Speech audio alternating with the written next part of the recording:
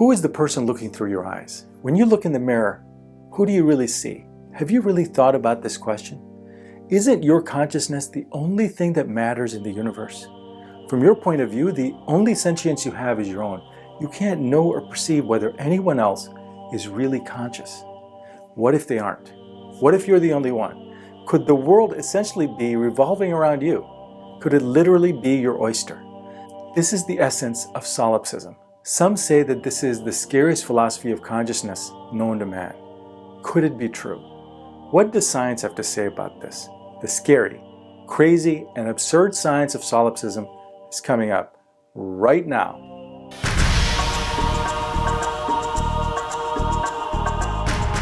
What do you really see when you look in the mirror?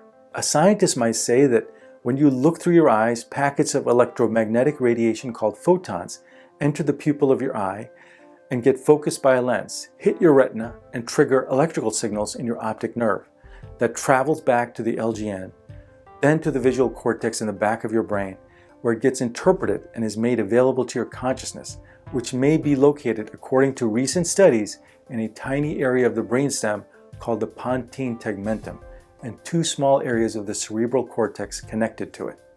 A philosopher might say that you are the consciousness behind your eyes. The you is the awareness of yourself and your surroundings and your place in the universe. You are a sentient being with thoughts, feelings, perceptions, needs, and desires, along with other sentient beings, on a planet floating in a vast universe, in a time you call the now. A solipsist shares a slightly different viewpoint. He or she believes that she is the consciousness behind her eyes, all right. But the difference is that she believes she is the only consciousness. She believes not only that consciousness is fundamental to the universe, but that only her consciousness is fundamental in the universe in which she resides. You can only be certain that you are here. Everyone else may be a mirage at worst, or irrelevant at best. There was a great movie called The Truman Show starring Jim Carrey, where an entire reality TV series was created around Truman, played by Carrey. Truman was born in this world, and it is all he had ever known. But the world was really an elaborate movie set, and everyone around him was an actor. Truman was the only person who didn't know that he was on a television show. Could the universe be kind of your very own show where everything is really just revolving around you? You know you exist because your consciousness says so.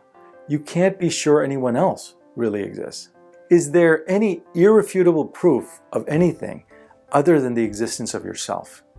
If that's the case, then is it rational to assume that anything else actually exists? What does science have to say about this? There is something called the information theory that says that in a closed system, and presumably your universe that revolves around you is a closed system, cannot generate something more complex than itself. The question is your universe more complex than yourself? The answer would probably be yes. The universe behaves in mostly predictable ways following a set of laws that you probably did not come up with. You're not Einstein, Max Planck, or Nikola Tesla, right? Since you are not the scientist that came up with the laws of this illusion of the universe, how would you explain the fact that other people whom you don't think exist came up with the laws that explain your world? What about some of the greatest creations, like from Mozart, Shakespeare, or Michelangelo? Explaining this may be more difficult than concluding that perhaps you're not the only conscious being. But maybe everything is perceived by you as being more complicated and more creative than you are, but maybe it isn't. Maybe complicatedness and creativity could be part of the illusion too. Science doesn't claim to know the ultimate reality, at least not yet, without a theory of everything. But even if we had such a theory, if everything is an illusion, then science can only tell us what is true within that illusion. Science treats reality as a foundation. The universe exists apart from our own mind and senses. It says that we are going to see the same things whether we're in a subjective or objective reality. So now the question is reality objective or subjective?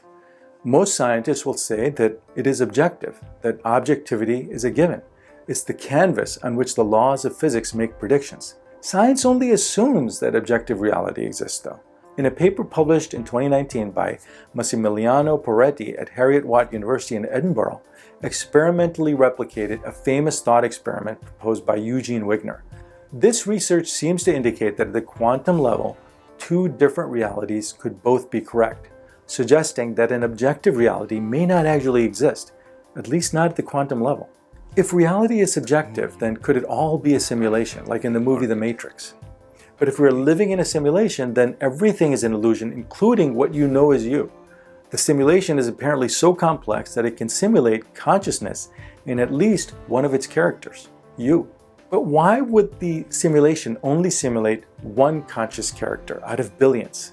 Maybe to save memory space? But this would not make sense because then you would have to create a separate world for every conscious creature that you are simulating. If simulating humans, it would mean 7.5 billion different worlds, one for every human being. This would increase the memory requirement. Wouldn't it make more sense to simulate all humans in one matrix instead of billions of separate matrices?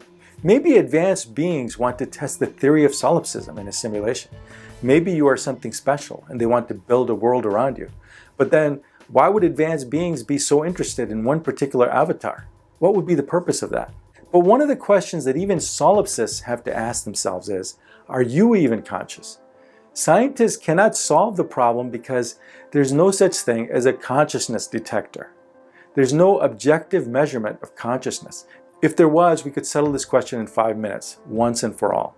Now, this could be easily solvable in the future, possibly, if we can figure out a way to connect with other brains. Some futurists, like Ray Kurzweil, estimate that we'll achieve this within 30 years. Once you can go inside my brain, you'll know for sure whether I'm conscious or not. But what is consciousness anyway? Does it require a nervous system? The ability to learn and adapt to new circumstances? Does it require free will? Are all animals conscious? What about jellyfish or trees that don't have a central nervous system? Can AIs be conscious? They're just a mass of metals, silicon, and other non-biological materials. They learn, they can change their behavior independently of any humans. They will develop a kind of free will in the future. Their behavior cannot necessarily be predicted. But their brains are dealing in binary language, consisting of ones and zeros. Does this mean they're not really conscious? If they're not conscious, then what makes you think you're conscious? In many cases, they're smarter than us. They can beat us at chess, they can design better cars, they can even program. And if we ask an AI of the future, he might say that he is indeed conscious. How will we know for sure? If we declare that they are not really conscious, then how can we be sure that any human is conscious? They're made of material just like us, different material, but material nevertheless. And their behaviors are also determined by firings of electromagnetic signals inside a central processor. So are humans. Our processor just happens to be called the brain. We all live in our own subjective realities. Is the human mind really capable of being truly objective? Our realities all interact and we're able to independently observe the same things. Shouldn't that mean that we are all part of the same reality? A solipsist will say, not necessarily, because you could be a figment of my imagination, or we could both be figments of somebody else's imagination, or maybe nobody exists and everybody is imaginary. You think, therefore you are. You don't know if anyone else really thinks, and therefore you cannot know whether they are. The problem is solipsism is not disprovable, but lots of things are not disprovable. This does not make it true. You could argue that solipsism is completely useless because it cannot be disproven and it doesn't give you much in the way of making your life better. But its uselessness does not make it false. Note that solipsism is not synonymous with narcissism. There are many people who treat life as if they're the center of the universe, and many tend to be narcissists. You probably know one of them. I have an idea for you. If they start to annoy you with their conceit, just slap them on the face. Tell them nothing happened because you're not here anyway. And if you like this video, then please share it with your friends and give us a like. Also, if you have a question, post it below because I try to answer every one of them. I'll see you in the next video, my friends.